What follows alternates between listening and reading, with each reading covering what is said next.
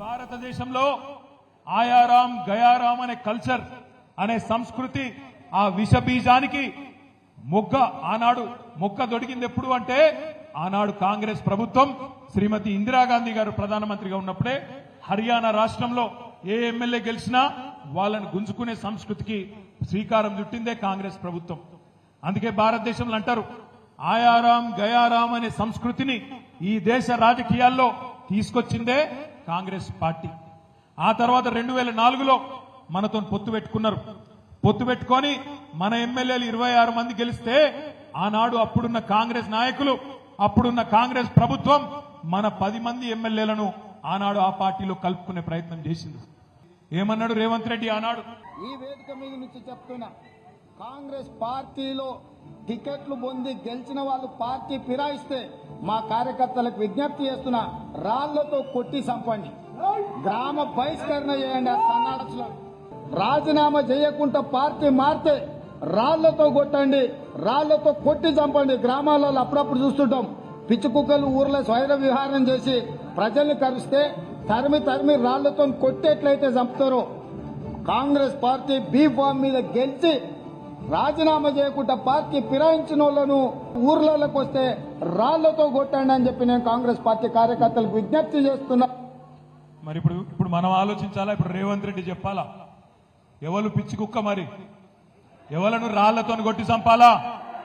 ఒక party B form మీద గెలిచినోడు ఇంకో పార్టీలకు పోతే మీ చెమటతో మీ రక్తంతో మీరు గెలిపిస్తే గెలిచినోడు ఇంకో పార్టీలకు ఫిరాయిస్తే ముఖ్యమంత్రి రేవంత్ రెడ్డి చెప్పిండు, ఏమన్నాడు? రాళ్లతోని కొట్టి చంపమన్నాడు. నేను అంటలేను, నేను అంటుంది ఏంటంటే రేవంత్ రెడ్డి చెప్పిండు. మరి ఇలా ఎవరిని కొట్టాలి? రాళ్లతోని రేవంత్ రెడ్డిని కొట్టన్నా? పిచ్చి కుక్కలేక ఎవరిని కొట్టాలి? లేకపోతే మీ ఎమ్మెల్యే సంజయ్ని కొట్టన్నా? ఎవరిని కొట్టాలి మరి? అందుకే అంటున్నా, ఎవరిని రాళ్లతోనో ఇంకోటి దాంతోనో కొట్టే అవసరం లేదు. రేవంత్ రెడ్డి నువ్వు మొగోనువైతే, నీకు దమ్ముంటే తీసుకున్న 6 ఎమ్మెల్యేలతో రాజీనామా చేపి ఓట్లతోని కొట్టి ఆ 6 కూడా శాశ్వతంగా రాజకీయ సమాధి చేసే బాధ్యత తెలంగాణ సమాజం తీసుకుంటుందనే మాట నేను విజ్ఞప్తి చేస్తున్నా. రేవంత్ రెడ్డి రెగ్యులర్ గా అంటుంటాడు మొగోనివైతే ఇది చేయి, మొగోనివైతే అది చేయి. నేను అంటున్నా రేవంత్ రెడ్డి, మొగోనివైతే ఆ 6 రాజీనామా చేపి ఎలక్షన్లకు రా, జగిత్యాలకు రా, జగిత్యాల ప్రజలు సమాధానం చెప్తారనే మాట నేను విజ్ఞప్తి చేస్తా ఉన్నా. ప్రజలు ఇప్పటికే ఒక్కొక్కటిగా అర్థం చేసుకుంటా ఉన్నారు. మరి ఇప్పుడు పిల్లలు రోడ్డు ఎక్కిన ఆల్రెడీ ఉస్మానియా యూనివర్సిటీలో ఇతర యూనివర్సిటీలలో ఇప్పటికే ఆందోళనలు చాలు అయినాయి.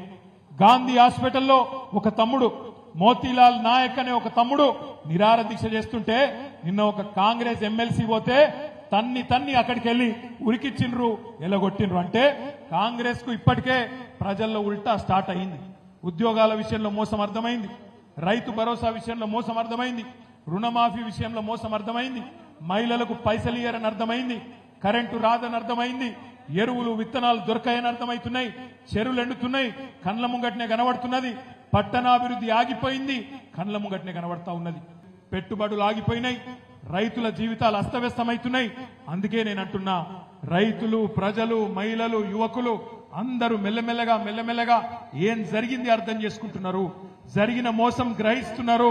అందుకే రేపటి రోజున తప్పకుండా స్థానిక సంస్థల్లో గాని రాబోయే రోజుల్లో శాసనసభ ఎన్నికలు ఎప్పుడు జరిగినా బ్రహ్మాండంగా మల్లా ఎగిరేది గులాబీ జెండానే అనే మాట నేను మీకు విజ్ఞప్తి చేస్తా ఉన్నాను. మనం భయపడవలసిన అవసరం లేదు. కేసీఆర్ గారు లాంటి నాయకుడు మనకు అండగా ఉన్నాడు. 10 ఏళ్లు మనం చేసిన పనులు ప్రజల కళ్ళ ముంగట్నే ఉన్నాయి.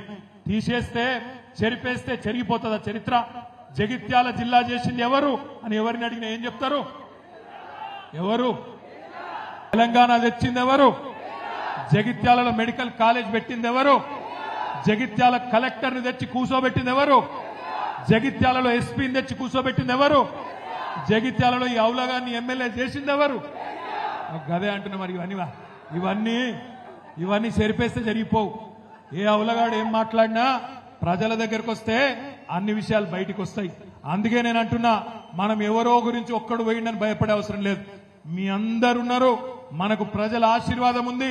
తప్పకుండా ముమ్మాటికి నేను చెప్తా ఉన్నా, ఎంగిలి మెతుకుల కోసం ఆశపడే కొంతమంది హౌలగాళ్ళు పోతే పోయిండొచ్చు, బాధపడే అవసరం లేదు. మీకు మేమందరం అండగా ఉంటాం. లోకల్ బాడీ ఎన్నికల్లో మీకు అండగా మేమందరం ఉంటాం. నేను జగిత్యాలలో తప్పకుండా గల్లీ గల్లీ తిరుగుతా, కవితక్క కూడా వస్తది, తప్పకుండా తిరుగుతుంది, తప్పకుండా మీ అందరికి అండగా ఉంటామని చెప్పి కూడా తెలియజేస్తూ, ఎట్లనైతే కష్టపడి ఎమ్మెల్యేని గెలిపించినామో అంతకంటే డబల్ కష్టం చేద్దాం.